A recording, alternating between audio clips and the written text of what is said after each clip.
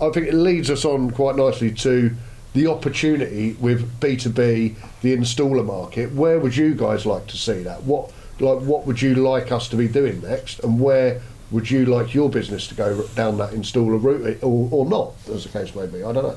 As it gets more litigious in the future, and it's going to, whether it's next year or the year after it's going to come, then smaller joiners are going to find it even harder, and they probably want to move windows into something that I buy and sell on as a reseller, because I think there's still an element of whether the PVC and aluminium installers, we've used quite a lot of them, and I'll be honest with you, they're not really as skilled as you'd like them to be. No, very well put. It's very publicity for you. I prefer to be working with a local joiner in York, showing his guys how to install properly with some timber skills, than showing a PVC guy who puts a bit of glue on and sticks a bead on and goes, "There you love, it's a bit of mastic." That type of fitter, we've really still got to keep the right level of fitter, and that to me means if you're a local joiner and you've got a fitting team, you've already got those skills, but you're buying in windows, so you're not using your joinery productive hours. I mean, we measure our productivity per hour every week by the number of people, the number of output we need per hour.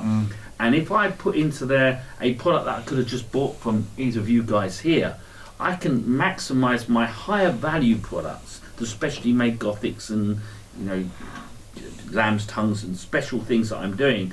I can get more value for that and then buy in products and still get them installed, but I wouldn't want them installed by what I'd call someone who went into the PVC and aluminium market to become an installer. That would be a mistake for me, because I've seen it with installers. They're not all the same.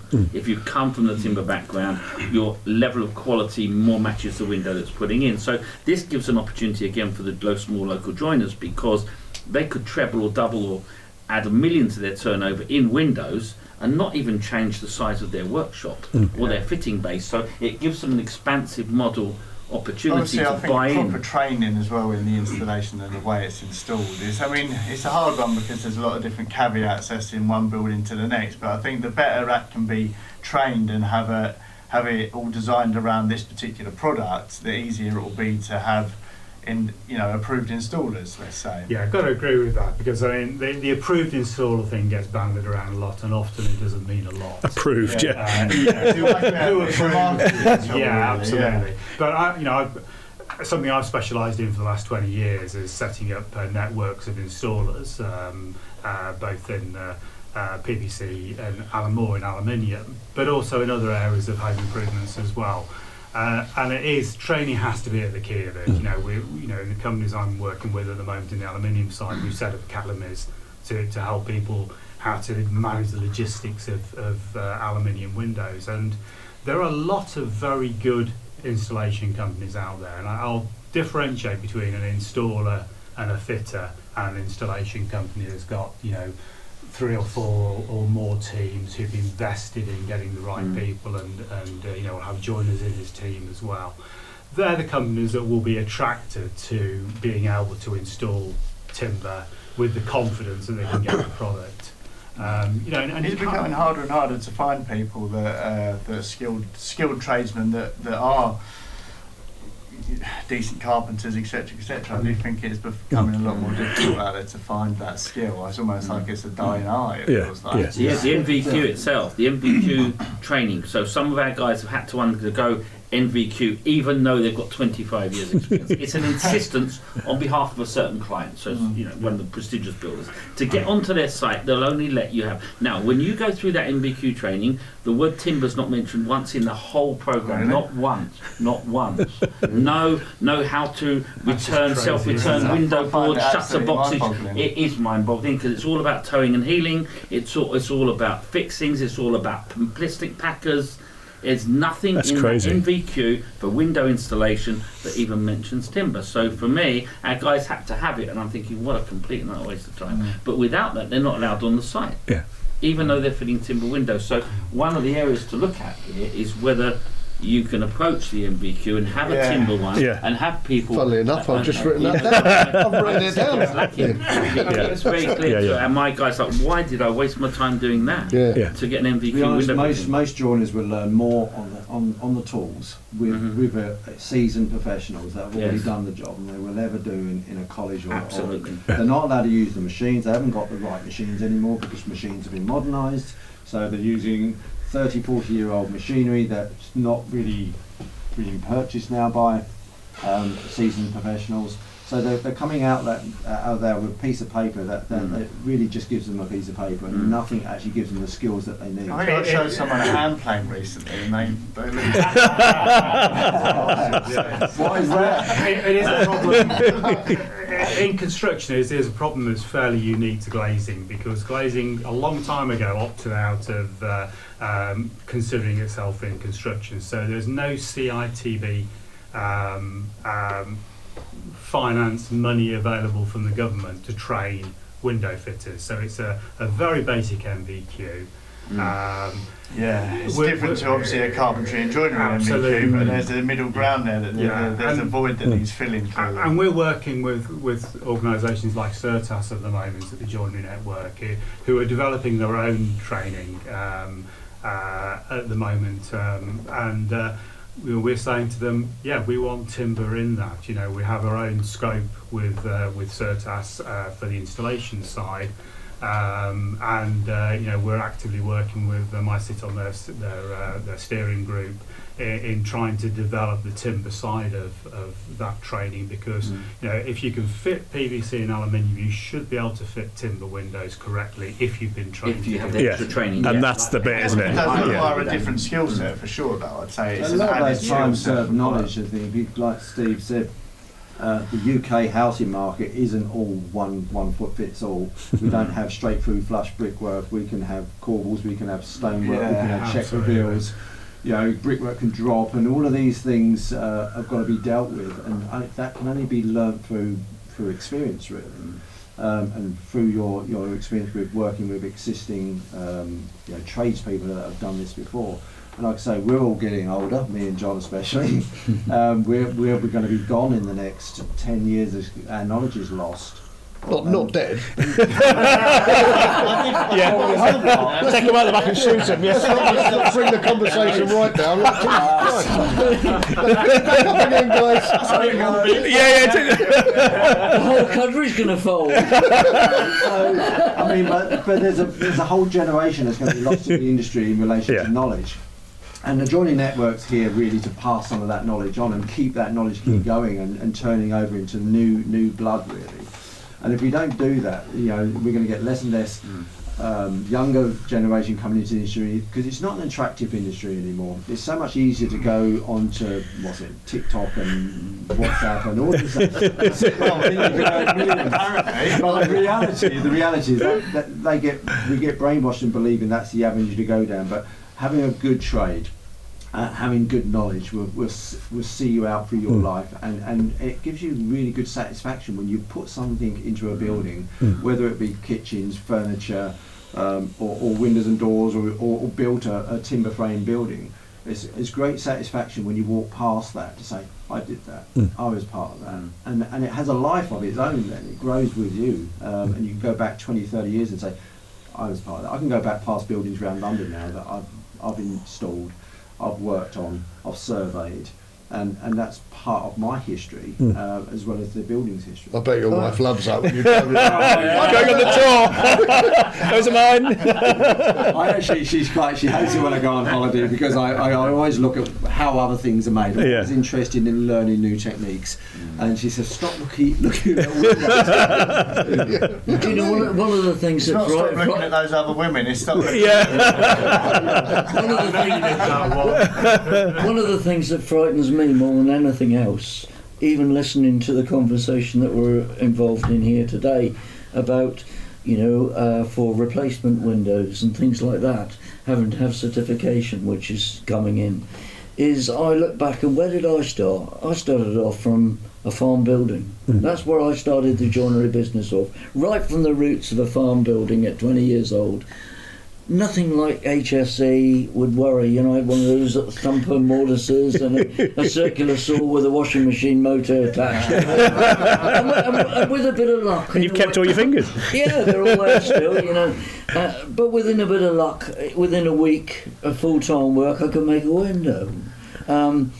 And it worries me that we're not going to lose this completely. What room is there left for the small one-man joinery business? That one-man small joinery business can so quickly grow to 2, 3, 4, get bigger and bigger and bigger. Absolutely. Now, we haven't grown in volume of employees that we have, but we've grown in efficiency so much. And I think to myself, one of the guys who did his apprenticeship with us now is trying his very best to set up a joinery business himself. He's subsidising that joinery business by going out fitting some of the joinery and things that we make, because he can't make that small joinery business into anything because it's too expensive. It's costing, in fact, so much so that he said, I've got it, John. He said, what I'm going to do, I'm going to build my joinery business in the woods. So nobody knows about me, and I've got nobody poking their nose in saying I've got to do this. Apart from 3 little bears. And Goldilocks. I think we just always got to remember the small joinery people, the 1-2 man band businesses. Where are they going to go? Well, the joinery network can actually help them. Yeah. Well, but there's nobody else out there to help them. There is small businesses can make an efficient profit making quality windows with very little investment. Yeah. And there are some grants out there, and you really have got to sort them out. And they do vary around the country, obviously, and they're not always easy to obtain. But the investment can be spread over cost through financing and things like that as well. Starting out as a new business, you can get a lot of new business loans. That sort of thing would help. But really, from one machine that with a small set of tooling on it, that's 0 set, same diameter, same profile, and you can make a window in minutes rather than hours, is the way to go, really. Rather than being bespoke and having different knives and things, you have to scribe everything and run 6-7 passes. 100%, but the entry point for a joiner compared to the entry point for a plastic manufacturer is the joiner is so low, isn't it? It is. It's a humongous investment. It is if they do it right. And buy the right machines. Yeah. Well, you've got to buy, and that's what we're here for. We're here to support everybody, to give them the information. Steve's asked me many things about lots of topics, really. Whether it's machinery, tooling, timber, paint. And so it's John as well. The whole Never point. told me anything. Though. I told you to go on Google. You just keep telling Steve everything. I mean, that's a good point that Luke makes, though. You could set up a nice joinery shop that would make you, 20, 30, 40 windows a week for less than the cost of buying a welding machine, a full-head welder for a PVC manufacturer. Correct, yeah. Absolutely. So there are great opportunities for people to get in there. But I think where the difference has to be is when people are saying, well, yeah, I do, I want to start on my own, then I want to get somebody else working with me, and I want to get some value in my business. Yes. And that's all about having a system. Yes. Whether that's a system for manufacturing, a system for the product. But that's where you add value, and you look at a lot of joiners at the moment, and I've talked to a few over the last few weeks who are getting to retirement age and saying, do you know what, Andy, I'm probably just going to give it up. I've made a bit of money over the years, I'm okay, but I can't sell this business. Yeah. No, there's nothing Whereas to sell. that's So you get it the so vision much that people need to have. Yeah, but I think also people coming into the industry need to see people they aspire to. And a lot of people who have anything to do with the joinery company, whether it's family or whatever, see somebody who works 90 hours a week, who is always is passionate about it, loves what they do, but hasn't got a business to sell at the end of the day, and has just got a job that seems to eat all of their time. And I think that's where it has to change in order for new people to come into this industry. To be more appealing. To be more appealing, you need to be able to look at it and go, right, well, actually, I can earn a really good living out of this. I don't have to work silly hours, and I can sell it at the end of it. It's and I important think to have a life-work balance, for sure. Yeah. I know most of our joiners, certainly the smaller ones that John's talking about, 1 and 2s, they're working 7 days a week Yeah. and 14-hour days. Yeah, and it's feast or famine. You know, Yeah. they've either got loads and loads of work or they've got nothing, Yeah. and The it's problem that is when they've peaks and got that drops. job, they capture a 20-window job or a staircase job.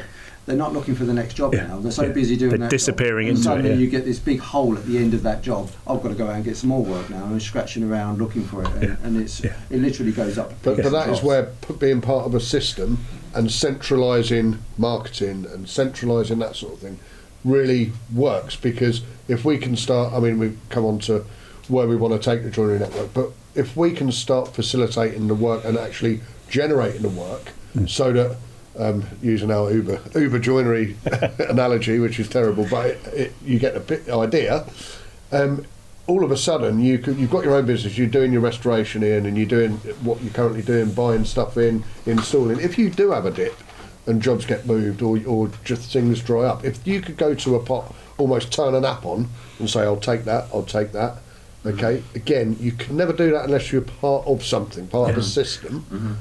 But you imagine the power of that for our members as we go forward. If they can actually just dip into a pot of work on an app and go, I'll have that fits, that's 20 windows, that's going to fill me up for the 2 weeks that I'm missing, boom, I'll have that, thanks very much. When they're really busy, don't turn the app on, just like an Uber driver.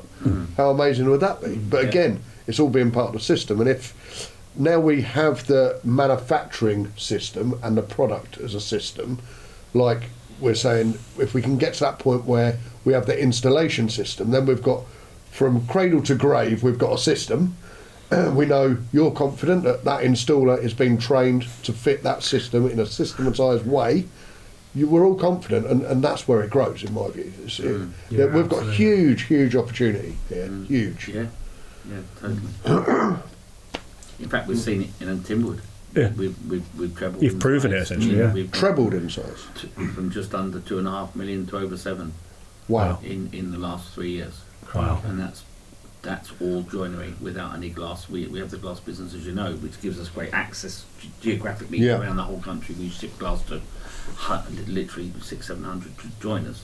So on top of that, so our joinery business only has done that. And partly that's because having a systemised product with the certification has given us access to customers we already had, but we had them in the specialist refurbishment market. Yeah. Has now said, well, hold on a second, we give you that job over there. Or getting on the supplier list, the accreditation of health and safety, the financial checks, the every 3 or 4 weeks that you've got to update this onto the supplier profile. I think we're the members of about 7 health and safety systems to be able to supply all those clients.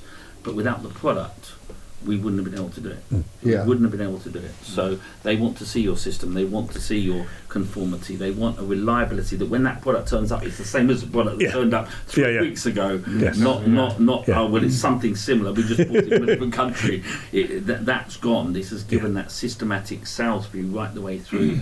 And you can get reliability because you can choose 1 or 8 suppliers to actually get the delivery. Like what you're saying about the sales, I see it the other way around. If I'm 100 windows short in 6 weeks, I can come to you and say, look, I need 100 windows, Luke, and you say, okay, great, who wants to make 100 windows for Timberwood? Because I don't really want to go out and remanufacture more of my own. I'm in the, we've invested our money in health and safety advisors to get onto those suppliers. But I don't want to make the product. I just want to do my fitting part of that money and pay someone else to make and ship. I'll do all the measuring and install, but people to supply us the windows. There's a lot more elements to running the business, isn't there? That's what we sort of touched on at the beginning. There's obviously a big part of it is the product we're making, but there's a whole other array of other things that are parts of building a business, and the systems are what helps that. You have to systemize it, otherwise you can't really build it.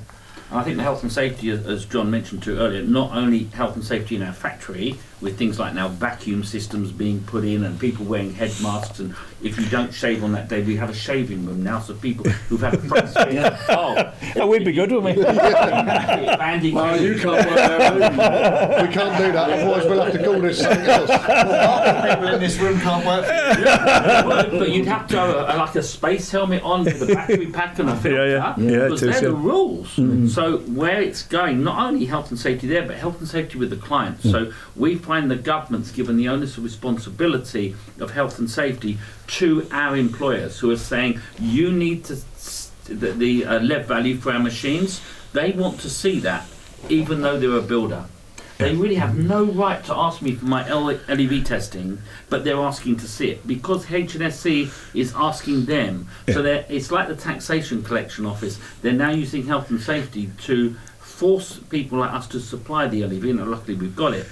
But that's another weight on the smaller joiner that's going to come. So it's which they're not prepared for at all. well, No, they're not, and they don't even know about it. No. You know, they don't know what they're doing. This would be like news to them. They're not dealing with it. They're quite happy just do their bespoke element and just servicing that client today and this client tomorrow and making little bits of joinery. And their add-on cost to their overheads, it's ridiculous. It is. They just see that as unsustainable for them as a business. They haven't got the revenue to grow. So they just stay in their little cubbyhole. There is no choice in it. I mean, this is the thing. They don't realise that these things are coming, and they need to get on board. But who's telling them about this? I mean, this is the problem. Steve and Ian are both, said it's coming down the line that we're going to have higher U values, everything else. Yeah, we can't ignore that 2025.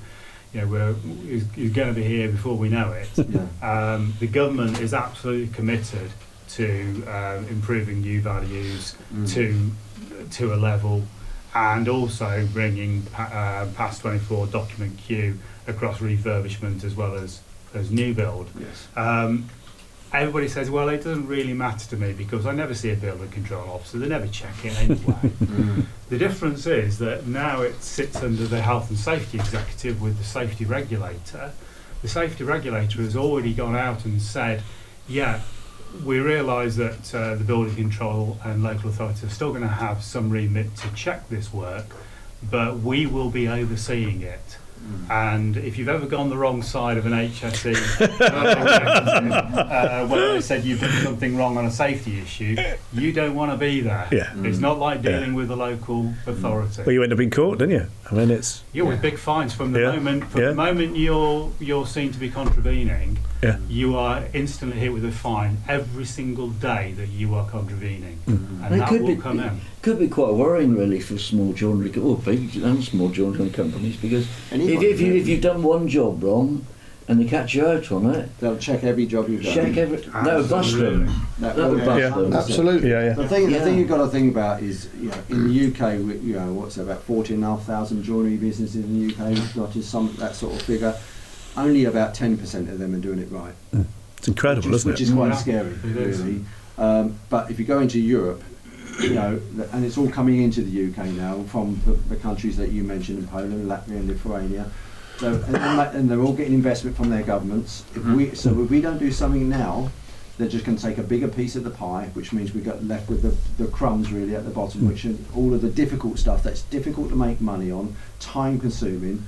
How's that attractive to the next wave of joiners, carpenters, fitters? It's just not an attractive industry. So somebody needs to do something to encourage that new influx of people by making a system that works, that's controlled, and also easy to scale up as a business. If we do that, everybody can grow a really efficient joinery business. Really, from the one-man band that we said, with the right tool and machinery and training, they can make a product. And we don't say training as in we're going to teach you how to cut a piece of timber and all of these things, though we could do. We don't teach you to suck eggs. We know you're skilled people, but we teach you to stay within the parameters of this system, which makes it easier and more efficient for you. Then pretty much anybody could come from nothing to something very quickly. When you systemise the manufacturing, you get more time even to deal with these health and safety issues.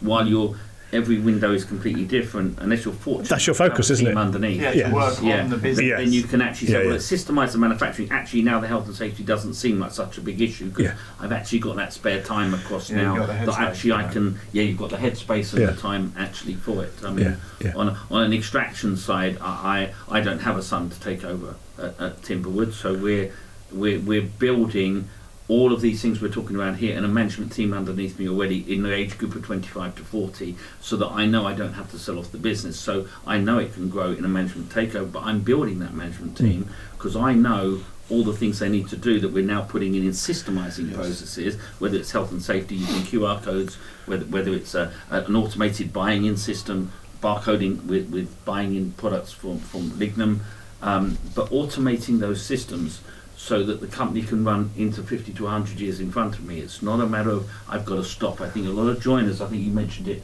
Andy, where people are saying that I'm coming out to retirement. Yeah, and I'm just going to shut the doors. I don't know what to do. Yeah. I haven't got any. My son's only interested in some kind of photography or design, interior design. There's no one left to train. Yeah. So to build management teams underneath, and so I think it puts, for me, we invest more time and money into those people now. To make sure that they're the leaders we want to see, John, coming through, that have an interest and a passion for not only architecture but windows, but for the woodworking skill. And I think passion is a really strong word. You know, you look at all of us around this table, and we're all passionate about the joinery industry. Oh, absolutely. We're all in the joinery industry. We've all been in it many years, most of our lives for most of us, and we're passionate about it. And it gets you, doesn't it? Like when you get into the joinery and you start making things, it becomes a way of life. Yeah, it does. I've had a job. Yeah. I've had a way of life. Yeah. And I'm in that category you've just talked about. 66 years old. My son, I've introduced him to the flooring side of the business. He's expanded that no end. He's making a lot of money from that. I'm the only one who's keeping the joinery business going. What do I do with it when I die? Because apparently we're got into Owen. 10 years. Steve said to apply for the job 4 times. He never gave it to you once yet. I'm hoping Steve, this youngster down here, will take my business on. You're a practice over there. You can take it on, Steve. I've got enough on my plate. It is a worry because most joinery business don't have an exit plan to their business. They don't know what they're going to do with their retirement. Retirement's not even a word they think about. They're getting tired. They're getting slower. They're finding it harder to lift things because we're all getting we're getting older, and it becomes more difficult. Yeah. But the people that their employees, that the joiners and the machinists and the fitters, they don't want to take on the business because there's no real business there. The knowledge is the owner, and once that knowledge is gone, there's nothing there to grow that business. By having a system solution that excels, it has a brand that is recognised, that people want to buy, and that brand will grow as we get, through the years. The brand will grow because that takes that time. Architects will be interested in it, developers will be interested in it. You've got something sustainable that a business owner could say, actually, I could buy that business. It needs a little bit of investment here, but now I don't need to worry about the manufacturing because it's already sorted. It's easy. Yeah, certainly. I don't need knowledge because everybody knows what they're making. All I need to do is turn over employees each time. That's it. Yeah. And then it's worth some money, isn't it? It's it. And it's attractive for an investor. If you go into most joinery companies, and I've gone to lots of this, the lighting's so dark, it's there's sawdust up to here, we talk about mental health issues, and you go into a joinery shop, and it's a wonder that there isn't a lot of mental health issues in it. Oh, there are. Well, there are. It just doesn't get dealt with. That's the reality of it. It's very dingy and dark and dirty, and not a clean environment. Not all of them. I mean, Steve's and Ian's and John's were very clean. Well, of course, perfect. Yeah. Not perfect by any sense of the measure. Make sure you didn't leave anyone out there. I'm not going to say Steve. No. Realistically, it's that a lot of joinery shops have lots of offcuts, lots of dust everywhere, not cleaning down everything. Machines are only cleaned when they're being used again, and that's not a nice place to go to. You go, in the winter it's dark. You go into a dark factory. Yeah. It's often cold as well, isn't it? Freezing cold and then boiling hot. But just changing lighting, changing the floor space. Stop using up timber that creates so much waste. Use machines that create less waste, get better extraction, all the things. And I know it's an investment, but step by step you can get there with the guidance of the network and people we know. It's not just what we know here, we know other people. If we don't know this, the topic, we can find somebody within our affiliation that will actually help you. Then you've got a support agency there that's actually doing something for you on a daily basis. Well, is this all for your retirement? Absolutely. I'll tell you the best thing about getting a little bit older. I had a lovely letter come through the other day, and it laid out my pension. And on May the 3rd, I get £840 a month pension. I'll tell you what, you lot will have to be paying that a month. And apparently apparently you get a bus pass as well. I've never Well, been there on we a are. bus. I've never been on a bus. But coming up here is a long way from on export. The time we get to see gets one. You'll wait 2 weeks for a bus down there. Yeah. We get buses round your Yeah, way. we do get a few petrol of these. stations. I always forget the name of holiday makers when they come to Cornwall. Emmets, yeah. Have you ever heard of that one? I have, If you go to Cornwall, you're an Emmet. An Emmet. And you always make I've sure you always always wondered take your passport where and it your comes driving from. licence when you go to Cornwall, otherwise you get arrested. Never I don't know how Steve fits in. the perseverance, mate. That's what it is. Do you surf, Steve? No. Do you?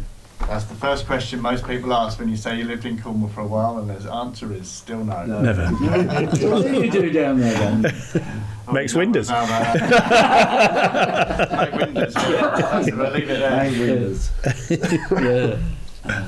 So it is important to look at your whole business. Most joinery business is very much like you're saying, your guy's trying to make his own joinery business. It just starts from a bit of skill. You've been trained up. You've got to a level you think I can do this on my own, and you buy some modular machinery second hand that are a bit rusty but they'll do the job, and you try and make joinery, and you're stuck at that first hurdle.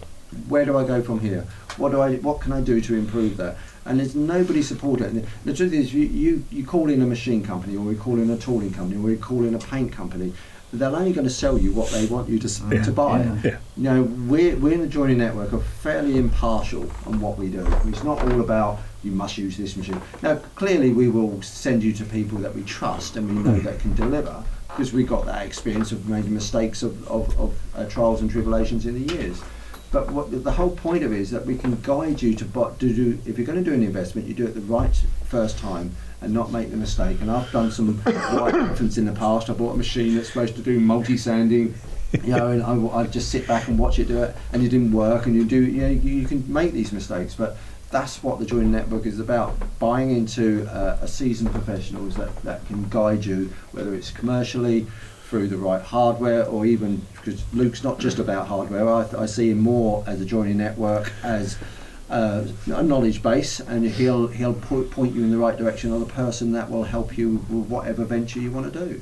And really, we can make profit in this industry if we invest from the starting point correctly. And it doesn't have to be an elaborate building, as long as it's got the right power output to drive the machines that we need, and you've got fairly simplistic kit, really, benches and the right spray shop booth set up, and we can put you in the right the right avenues, with whether it be Technos or Remus or whoever your paint supplier is. We can guide you in those sort of areas, and you can make a fairly good product. And like I say, TS Joinery down in Kent or East Sussex, he makes 14 windows a day off a spindle. So if he can do it, there's no reason why anybody can't do it. But I think that's the important thing. We're saying that one-man band, that joinery company that just can't get past the thing. Andy's used this terminology time and time again. What we've created essentially is, if you was coming into the industry and you go, right, I'm going to start up a joinery shop, if it's a blank canvas, we have really got a business in a box. Yeah. So we can go, bosh, there you go. Yeah. This is the footprint that you need to create this business. It's a bit more complex when we're dealing with someone that's been doing joinery for the last 15 years. Been doing it all 10 wrong. years. Yeah. You're me again. But because there's change that's got to be made. There isn't a blank canvas, and you've got the staff in there that are used to doing things a certain way, the way they've always done it. Yes. There's a resilience to change. They all think Owen's a bit of a anchor at first, because they don't want that change. But actually what happens, and I've seen it with my own eyes, so Owen will walk in and get that resistance, and you've got a long-serving joiner thinking, who's this guy telling me what to do? But actually, once they've persevered a bit and spent perhaps a day, Owen's their best friend. Owen is their best friend. When he's walking out the door, the same guy that didn't want him in there is going, when can we get him back? Yeah. It's just the thing is, we don't, as joiners, the question I always say, why are you doing that? And the question is, we always have. Yeah. Which is, okay, so you've always done it, but is that the best way? Yeah. Have you actually investigated other ways? Is it taking you a long time? Yes, it is. So why do you always accept, I'm always going to do it like that? Why would you not try other things? Well, what do I try? But we all need That's the problem. Yeah, people don't know, do they? There's things evolve anyway, though. So they don't know. You know. We don't have good exhibitions in this better ways country. of Do doing we? I mean, there's no real good exhibition in the UK now that gives you all of that information. There's quite a few in Europe you can go to, but nobody's going to come out of their little bubble and go over to Europe. So come and see people or speak to people. We don't even have to visit you. We can do video links. We can talk to you over the phone to guide you initially. Talk on the joinery hour. Talk on the joinery hour. Absolutely. That's the key element actually. The joinery hour every Friday at 8 o'clock is great. If all the joiners got on there and talked to each other, and we spoke as an industry, and we all found out the things that we're doing wrong, and we guided all of those people, then would suddenly all be a higher plateau of quality work. Instantly they're going to capture more work, then other people will see from the outside, oh, if they can do it, I can do it, and that's how it should grow. Yeah. I think when you came round to me, Owen, I definitely didn't want change. Going down to my shop floor, the joiners, they most definitely didn't want change and were against me because of the fact that I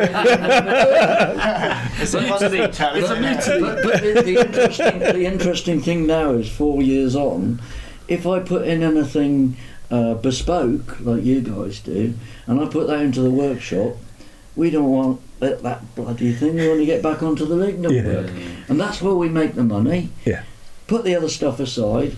So now, it's changed the other way round, and they like the lignum system. And what the lignum system's done for us is producing, if you talk about windows alone, one man can produce so many damn components that these machines are just chucking out. The problem is, we haven't got enough men to put them together.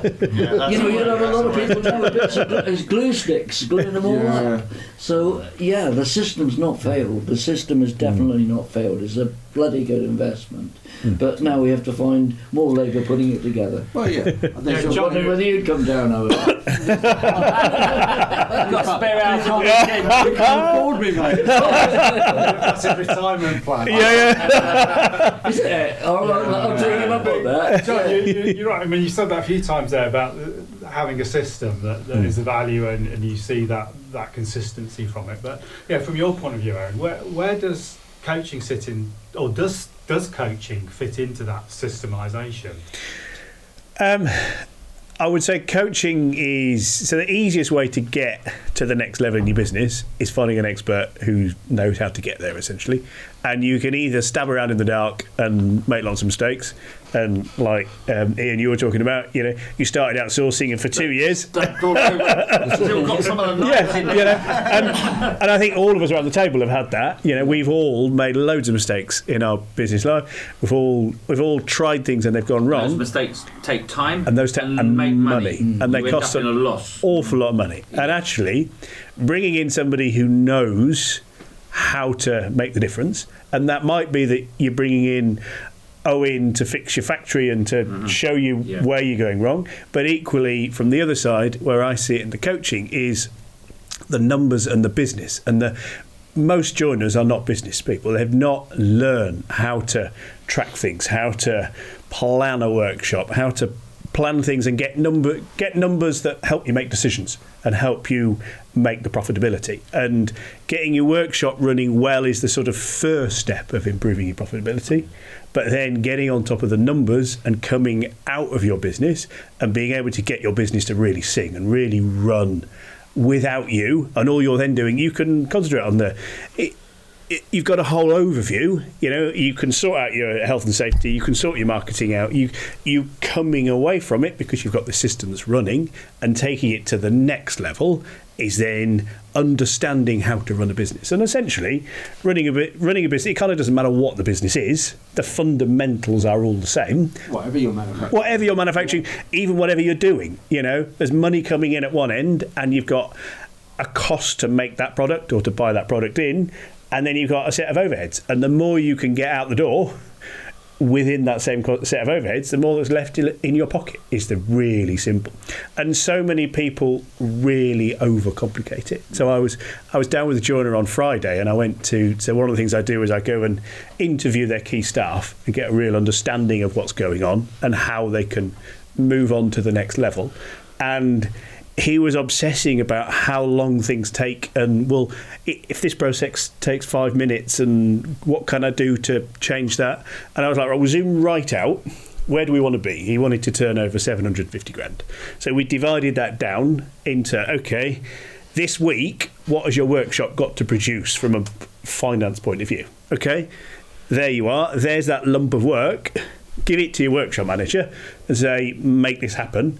Come back to me if you can't do it within the time, and I will help you fix any bits. But immediately, with doing one thing and making one decision, he's fixed all the little annoyances in the workshop because he started to put some pressure on it. And he said, this needs to happen by then. And lo and behold, rather than the owner having to go down and try and work out all the different little bits and in the workshop, and well, if we just change that and we move that machine over there, it would be a better flow. Let the people on the shop floor do it. That is what they do. They live and breathe it. If you're standing there running a machine all day, I agree with in that. your head, you work out a much better way of doing it. But unless there's a time pressure, you don't change. No. As soon as you then go, right, the boss says this has to happen by Friday, lo and behold, if 30 windows have to be made by Friday, you make 30 windows. If 10 windows have to be made by Friday, you slow down and you make 10 windows. It's human nature. It's human nature, isn't it? Yeah. But being able to... Clear objectives. Having that clear objective and being able to zoom right out and be able to see your numbers and go, right, if I do this amount this week, this is what we're going to make from a profit point of view. And he was like, I've never looked at it like that. That's really obvious when you say it. And but then what you find is loads and loads of people have read books, listened to podcasts, etc. They know what they need to do, but actually doing it is the really hard bit. And I would say the big thing with having a coach or a mentor is somebody to go on that journey with you and to go, right, you said you were going to be spending an hour a day working on your business. Did you do it? Oh no, well this happened and that broke and this client rang up. There's always a million excuses, but it's coming back to this is where we're going, and this is the goal, and what have you done to get closer to that goal alongside running your business and because a big thing for me is empowering their staff to be able to help you. So what you get is you get an individual who's built their business, they employ a few people, and everything comes through them.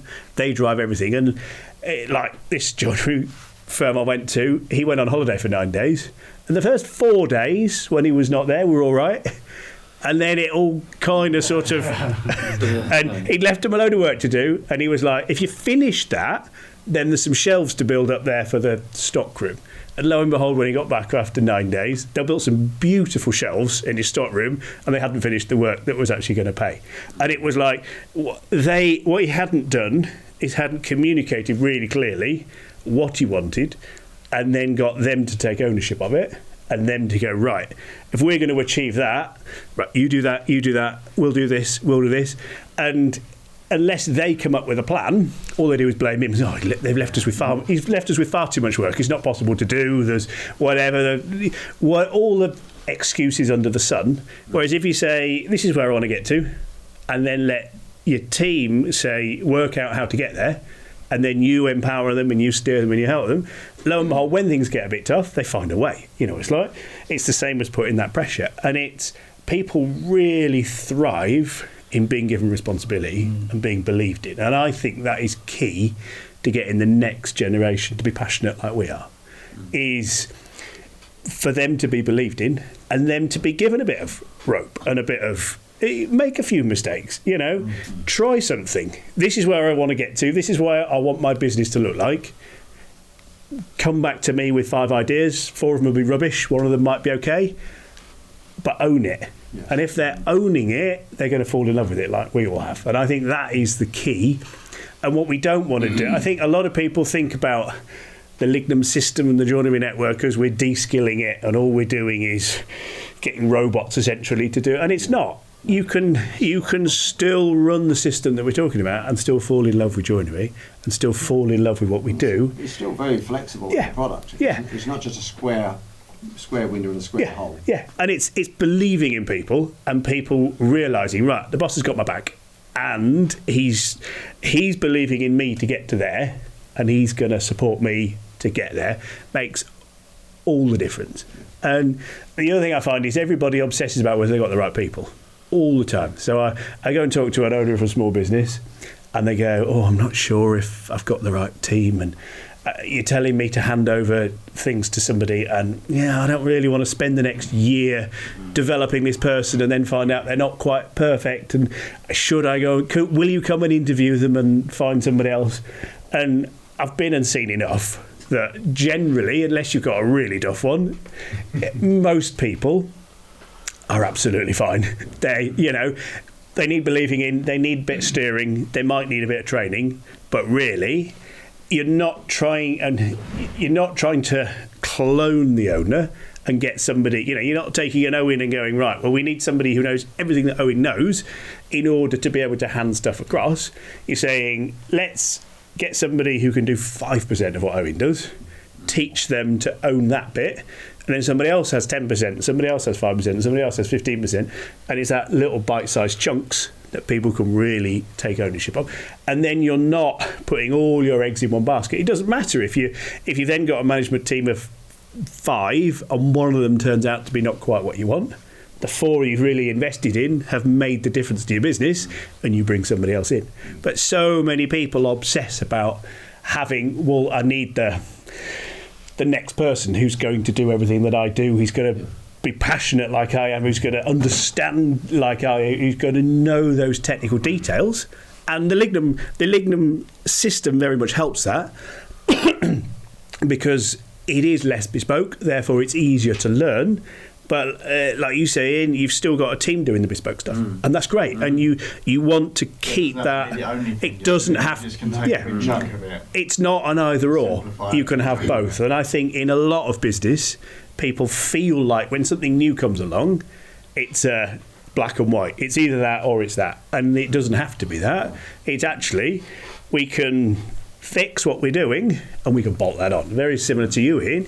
You've gone, well, let's keep what we're doing and our skilled people and what we've known for and the trust, and let's bolt this whole another 7 million quid's worth of windows onto the top of it.